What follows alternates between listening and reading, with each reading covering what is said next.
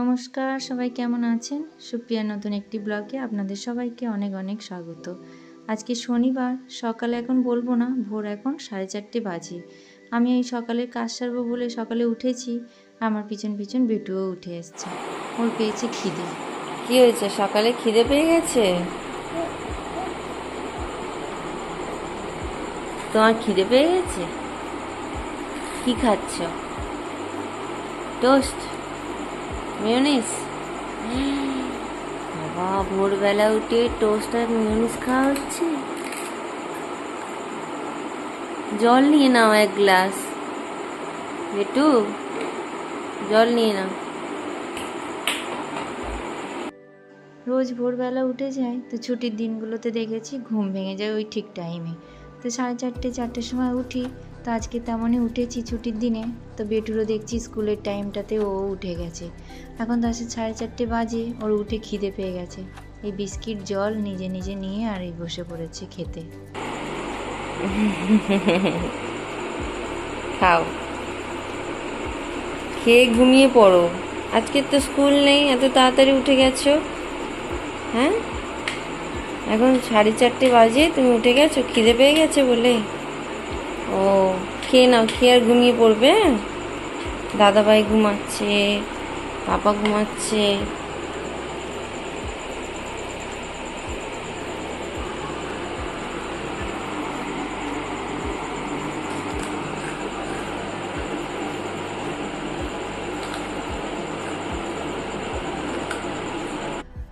বেটুকে কয়েক মাস ধরেই দেখছি যে ও যখন খিদে পায় নিজে থেকেই বিস্কিট টোস্ট নিয়ে খেয়ে নেয় জল দিয়ে।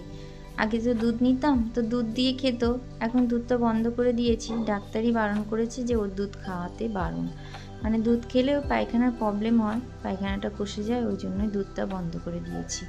তো এখন তো দুধ নেই বলে ওই জন্য জল দিয়ে আর টোস্ট নিয়ে বসেছে নিজে থেকেই। আমার বেশ ভালো হয়েছে। আজকাল বেটুর খিদে পেলে আমাকে আর জ্বালায় না, নিজে নিজে বিস্কিট টোস্ট বার করে জল দিয়ে খেয়ে নেয়। আর এদিকে চিংকি শুয়ে রয়েছে, আলোর ফোটার অপেক্ষা করছে, তাহলে বাইরের দিকে যাবে, ছাদে যায় বাথরুম পটি করে আসতে। আর এখন দেখছি রাত্রে করেও বেটু উঠে 12টা 1টা 2টোর সময় উঠে বলে, মা খিদে পেয়েছে, খেতে দাও। ও অত রাত পর্যন্ত জেগে থাকে জানেন তো। আর এই রাত্রেবেলা বিস্কিট টোস্ট যা থাকে ওই দিয়ে জল দিয়ে খেয়ে আবার শুতে আসে। এটা ওর পাপার কাছ দিয়ে পেয়েছে। ওর পাপাও রাত্রে উঠে উঠে খায়, তো সেই দেখে দেখে মনে হয় এটা শিখেছে। খাওয়া দাওয়ার পরে আবার একটুখানি বুকস নিয়ে বসলো, যে পড়াশোনাটা তো করতে হবে। এত ভালো ছেলে আর দেখিনি আমি। চলুন, অনেকক্ষণ ধরে বাচ্চাগুলো বায়না করছিল একটু জুস খাবে, তো একটুখানি কালো আঙুরের এই এসেন্স রেখে দিই ঘরে, যখন একটু জুস খাওয়ার ইচ্ছে হয় বানিয়ে বানিয়ে দিই। এটা এখনও পর্যন্ত শেষ হয়নি এই কারণেই, এটা আবার বেটু খেতে একদমই পছন্দ করে না। কিন্তু কত ভালো বলুন তো, ব্ল্যাকবেরি আর এইটা খেতেও বেশ টেস্টি। আর বাবাই বলে একটু ওষুধ খেতে মতন লাগে, কাশির সিরাপের মতন, কিন্তু খেতে বেশ ভালো। এর মধ্যে চিনি মেশানো আছে, এর মধ্যে বেশি চিনি দিতে লাগে না। হ্যাঁ, বেশি জল পরিমাণটা দিলে তখন একটু হাফ চামচ মতন একটু চিনি দিলে বেশ খেতে ভালো লাগে। এখন এই বেটু কলা খাচ্ছে, পাশ দিয়ে নিয়ে গেল দেখলেন তো ছোট্ট ছোট্ট হাত। আর এই জুস বানিয়ে দিচ্ছি, বললো তো জুস খাবো, এখন বানিয়ে দিই। খাওয়ার পরে কি বলে, ম্যাঙ্গোটা খুব তাড়াতাড়ি শেষ হয়ে গেছে, ওটা রাও খেয়ে নিয়েছে জানেন। একটু মিষ্টি মিষ্টি ছিল, তো ওটার জন্য আমাকে আর বলতে লাগেনি। আর এটার জন্য আমাকে বলতে লাগে যে একটু জুস বানিয়ে দেবো, বা ওরাও নিজেরা মাঝে মাঝে ধরো নেই ঘরে কিছু, তখন এটাই বলে এটাই বানিয়ে দাও। তো ওই জন্য দুজনকে একটুখানি হাফ চামচ করে চিনি দিয়ে আর একটুখানি জুস বানিয়ে দিচ্ছি। দুপুরে জুসটা খা, তারপরে আবার দুপুরে খাবার খাবে। একটু চিনি না দিলে আবার দেখছি পানসা পানসা লাগছিল। দাঁড়ান, জুসটা হয়ে গেছে, বাবাইকে ডেকে দিয়ে দিই। আর ওই একজন বাবাইকে আগে দিয়েছি বলে ও আর খাবে না। বিকেল এখন 5টা মতন বাজে, বেরোয়েছি একটুখানি, সামনেই একটা শপিং মল খুলেছে নতুন, সেখানেই যাচ্ছি। আজকের ওই বিকেলে 4টের সময় বাবাই টিউশন যাবে। তো টিউশন যাওয়ার সময় এখন বৃষ্টি পড়ছে, তো জামা কাপড় অত শুকাচ্ছে না ভালো করে। তো ও যে ট্রাউজার প্যান্টটা পরে যায় সেটা ভিজে ছিল, তার একটাও ভিজে ছিল। তো তখন বলছে ট্রাউজার প্যান্ট ছাড়া আমি পরে যাব কী করে। আমি বললাম তাই এমনি হাফ প্যান্ট পরে যাও, হাফ প্যান্ট পরে যেতে লজ্জা পায়। তা বললো আলমারি থেকে আমি জিন্সের প্যান্ট পরে যাচ্ছি। আমি বললাম জিন্সের প্যান্ট পরে যাচ্ছি, সেটা ভিজে গেলে শুকাতে পারবো না ধুয়ে দিলে। তাই নিয়ে বলছিলাম, ওর পাপা আবার শুনে বলল, চলো বাচ্চাগুলোর যখন প্যান্ট নেই তাহলে দুটো প্যান্ট কিনে নিয়ে আসি। সামনেই একটা শেরি পাঞ্জাবে খুব বড় শপিং মল খুলেছে। এটার কথা আমাকে অনেক দিন আগেই বলেছে, কিন্তু ওই বেটুকে ছেড়ে আসার পথে আমাকে দেখিয়েছিল, এই দেখো 70% অফ আছে, এই মলটাতে একবার নিয়ে আসবো। তারপর থেকে আর কোনো সারা শব্দ নেই। তা আমি বললাম, কি গো, বললে শপিং মলটাতে নিয়ে যাবে, ভালো অফার আছে, যদি অফারটা চলে যায়। তো বলছে দাঁড়াও, পকেটে পয়সা আসুক তারপরে নিয়ে যাব একদিন। তা হঠাৎ আজকের ছেলে বলেছে, তাও ছেলে বলেছে যে হাফ প্যান্ট শোকায়নি। তাই শুনেই দৌড়ে দৌড়ে চলে এসছে, চলো বাচ্চা দুটোর জন্য কিছু নিয়ে আসি। বাবাইয়ের যখন প্যান্ট নেই, প্যান্ট কিনে নিয়ে আসি। তো ঢুকতেই দেখলেন তো 70% অফ আছে। তা ওকেও বললাম, তোমারও তো বৃষ্টিতে প্যান্ট ভিজে যায়, ভিজে গেলে তুমি তখন কি পরবে, একটা নিয়ে নাও। ও দেখে তারপরে বললো, না আগে বাচ্চাদের জন্য নিই, তারপরে নিজের জন্য যদি পয়সা বাঁচে তখন নেব। তাই এখন বুঝতে পারি যে বাবা মারা কতটা স্যাক্রিফাইস করে বাচ্চাদের জন্য। বাবা মা হওয়ার পর সেটা বুঝতে শিখেছি বা বুঝতে পারি। হয়তো আমাদের ওই বয়সে আমরা বুঝতে পারতাম না, কিন্তু বাবা মা অনেক আমাদের স্যাক্রিফাইস করে আমাদেরকে বড় করেছে, আমাদের পড়াশোনা শিখিয়েছে, বিয়ে দিয়েছে। বিয়ের পরে যখন বাবা মা হয়েছি, যে বাচ্চাদের কোনটা দরকার, কোন জিনিসটা দরকার, সেই জিনিসটা আগে দেওয়ার চেষ্টা করি নিজেদেরটা ভুলে গিয়ে। তো সেটাই এখন বুঝতে পারি। যাই হোক, তা বাচ্চাদের জন্য, বাবাইয়ের জন্য তো এসছিলাম, তো বাবাইয়ের জন্য তো শুধু নিলে হবে না, তার সাথে বেটুও আছে।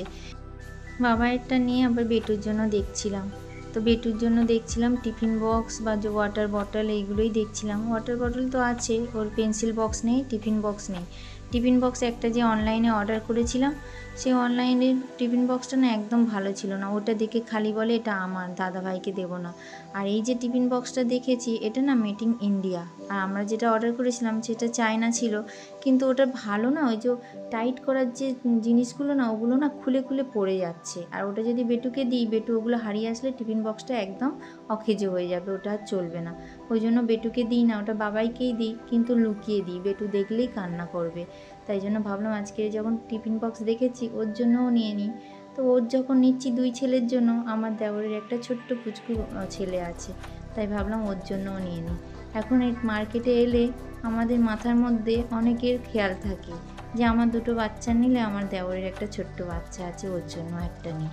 ওর জন্য নিলে আবার মনে হয় যে আমার ননদের মেয়ে আছে। ননদের মেয়েটা না, ও একটু বড়, ও তো আমাদের সাথেই থেকে বড় হয়েছে, আমরা সব একসাথে থেকেই বড় হয়েছে। যখনই বাবাইয়ের জন্য কিছু নিতাম তো ওর জন্য নিতাম, বা আমার ননদ আমার ছেলের জন্য কিছু নিলে ওর জন্য নিত। তো এরকম আমাদের মিলমিশ ছিল। তো ননদের মেয়ে যেহেতু অনেক বড় হয়ে গেছে, ও যখনই যায় একটু করে দেখি লম্বা হয়ে যায়। তো ওর জন্য কোনো জিনিস নিলে না ছোট হয়ে যায়। ওই জন্য ওকে বলি যখন ও এখানে আসে শপিং করিয়ে দিই, না তো ওখানে গেলে ওর হাতে টাকা দিয়ে দিই, না তো ওকে নিয়ে মলে যায়। তা ভাবছি কয়েকদিনের জন্য যাব বাড়িতে, বাড়িতে গেলে ওর সাথে করে নিয়ে নয় মলে যাব, না তো ওকে পয়সা দিয়ে দেবো, নিজে কিনে নেবে ওর পছন্দের মতন। ও এখন বড় হয়েছে তো, 9-এ পড়ছে, নিজের একটা পছন্দ অপছন্দের একটা ব্যাপার থাকে, নিজে এখন নিজে পছন্দ করতে শিখেছে। তাই জন্য আর ওরটা কিনি না, এখন যেগুলো ছোট ছোট তাদের জন্যই কিনে নিয়ে যায়। যেমন আমার জায়ের ছেলে একদম ছোট্ট পুচকু, ওর জন্য একটু কিছু নেব, জামা প্যান্ট বা খেলনা কিছু নেব, যখন যাই তখন দিয়ে আসি, না তো ওর পাপা আসলে, মানে আমার দেওর আসলে দেওর নিয়ে যায়, বা আমার হাজব্যান্ড গেলে ও নিয়ে দিয়ে আসে। তো ওই জন্য ওর জন্য নেব। আর এক ননদের মেয়ে আছে, ওর জন্যও গিফট নেব। সামনেই তো রাখি, ওই ননদটা সেই মুম্বাই থেকে রাখি আর গিফট পাঠিয়ে দেয় দুই ভাইয়ের জন্য। তা আমি ওইখানে এসেছি যখন, একেবারে ওর জন্যও ভাবছি একটা গিফট নিয়ে নেব। এই ননদের মেয়ের যখন 3 মাস বয়স ছিল তখন বাবাইকে রাখি বেঁধেছিল। এদের সাথে আমার আলাপ হয়েছিল, আমি যে পুরানো জায়গায় থাকতাম সেখানে এক দাদা দিদির মেয়ের মেয়ে আমার ছেলেকে রাখি বেঁধেছিল। এই ওরা থাকে মুম্বাইয়ে, ওখান থেকে না আসতে পারলে রাখি গিফট প্রতি বছর পাঠিয়ে দেয়। তো এই বছরে ভাবছি গিফট আমিও এখান দিয়ে, ওরা যাবে মানে দাদা দিদি যাবে শুনলাম, তা আমিও ভাবছি যে গিফটটা কিনে দিয়ে দেবো, ওরা নিয়ে যেতে পারবে। না তো সেই পুজোর সময় ওরা আসে বা ওই দিদিরা যায় তখন আমি ওই গিফটটা দিই। তো এখন ভাবছি ওরা যখন এই সময় যাচ্ছে তখন ওদের হাতে গিফটটা দিয়ে দেব, দিলে তাহলে ওর হাতে পৌঁছে যাবে। বাহ, চারিপাশটা এত সুন্দর সুন্দর জামা কাপড়, খেলনা এত সুন্দরভাবে সাজানো রয়েছে। এই দেখুন, দেখছেন এখানে আবার ছোট মেয়েদের সব জামা প্যান্ট। এখানটা একটা জিনিসই বোঝা যাচ্ছে না কোন দিকে হচ্ছে গিয়ে ছোটোদের, কোন দিকে বড়োদের, না এটা একটু গন্ডগোল লাগছে। অনেক বড় তো ওই মলটা, তার জন্য ওই একই হলের মধ্যেই মানে বাচ্চাদেরও রেখেছে, বড়োদেরও রেখেছে, আবার জেন্টসদের রেখেছে। তো এই জন্যই একটু গন্ডগোল লাগছিল। আমি এই চারিপাশটা আবার ঘুরে ঘুরে দেখছি, হাজব্যান্ড ওদিকে আবার নিজে থেকে কী সব দেখছে। মেয়েদের এত সুন্দর সুন্দর জামা, এত সুন্দর সুন্দর ফ্রক দেখে চোখগুলো ধাঁধিয়ে যাচ্ছে। অপূর্ব সুন্দর দেখুন জামা কাপড়। এই যে ছোট বাচ্চাদের জামা কাপড় এখানে আমার ওই জায়ের ছেলেটার জন্য নেব, তো এই দিক থেকে একটু দেখে নিই। এত সুন্দর সুন্দর লাগছে, অফারও আছে বেশ ভালো, ব্লেজারও রেখেছে। এই দেখুন পাঞ্জাবিটা তো এত সুন্দর লাগছে, আমার বেটুর জন্য নেবে বলছিলাম, কিন্তু এক সাইজ না ছোট হচ্ছে। এই বছরটাই পরবে, সামনের বছরে আবার দেখবো হবে না, এবার লম্বায় ছোট হয়ে যাবে। ওই জন্যই নিলাম না। হাজব্যান্ড বললো এবার তো পুজো আসছে, তখন আবার নতুন নতুন কালেকশান আসবে, তখনই নিও। দেখতে কালারটা বেশ মিষ্টি ছিল না। এখানে ওই ননদের মেয়েটার জন্য একটু বটল দেখছিলাম, কিন্তু না এগুলো সব বড় মুখের বটল। আর ওই যে পিঙ্ক কালারের যে বটলটা দেখছিলাম, ওটা কোয়ালিটিটা একদম ভালো ছিল না, আর ভিতরের যে পাইপটা একদম পাতলা। ওই যে এর জন্য এই টিফিন বক্সটা নিয়েছি। বেটুর জন্য সেম নিয়েছি, কিন্তু কালারটা আলাদা। এটা স্টিলের আর হচ্ছে কি মেড ইন ইন্ডিয়া, এই জন্যই নিয়েছে হাজব্যান্ড। বলছে মেড ইন ইন্ডিয়া মানে আমাদের ইন্ডিয়ার জিনিস একটুও খারাপ হবে না, আর একদম মানে ভালো, সব কিছু টেনে টুনে দেখে নিচ্ছে। বেশ ভালো হয়েছে গো, আমি অনলাইন থেকেই ঠকে গেলাম বাবাইয়ের জন্য যে টিফিন বক্সটা নিয়েছি।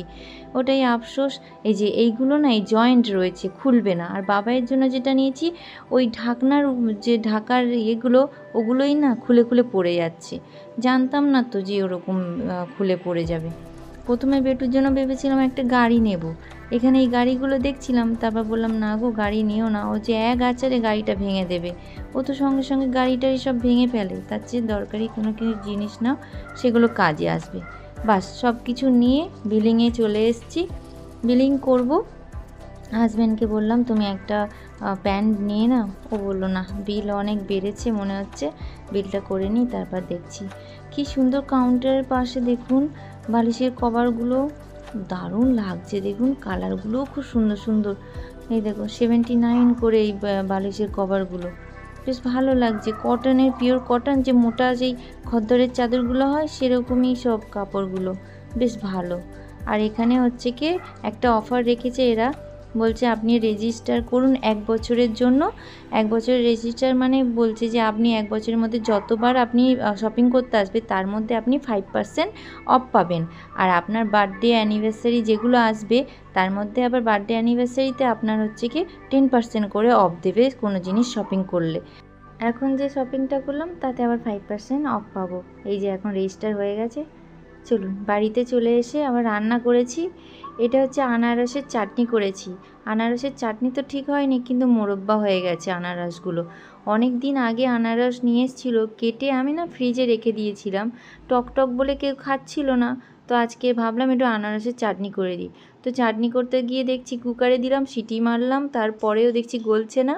তারপরে যখন চিনির রসে দিয়েছি, ওটা দেখছি মোরব্বার মতন হয়ে গেছে। বেশ ভালো তো, একটা না একটা কিছু তো হলো। এদিকে কুমড়ো আলুর তরকারি, ডাল, সাথে আছে পাকা আম। আম ছাড়া ভাত খেতে পারি না, তো রাত্রেবেলাও আম কেটেছি একটু, 2-1 কুচি খাওয়া হবে। আর যা আম ছাড়া যেন মনে হচ্ছে ভাত যেন মুখে ওঠে না। আম কেটে নিয়ে বসলে তার আগে 2-4টে আম খাওয়াও হয়ে যায়। হাজব্যান্ড বলে খালি পেটে খেও না আম, অ্যাসিড থাকে একটা আমে, আবার রিয়াকশান করে দেবে। তো কে শোনে, আম পাকা আমের গন্ধই যেন ঘর মোমো করে আর মুখ থেকে জল চলে আসে। চলুন অনেক রাত হয়ে গেছে, খেতে বসি। ভিডিওটা তাহলে এখানেই শেষ করছি। সবাই ভালো থাকবেন, সুস্থ থাকবেন, নিজেদের খেয়াল রাখবেন। ভিডিওটা ভালো লাগলে অবশ্যই একটা লাইক করবেন।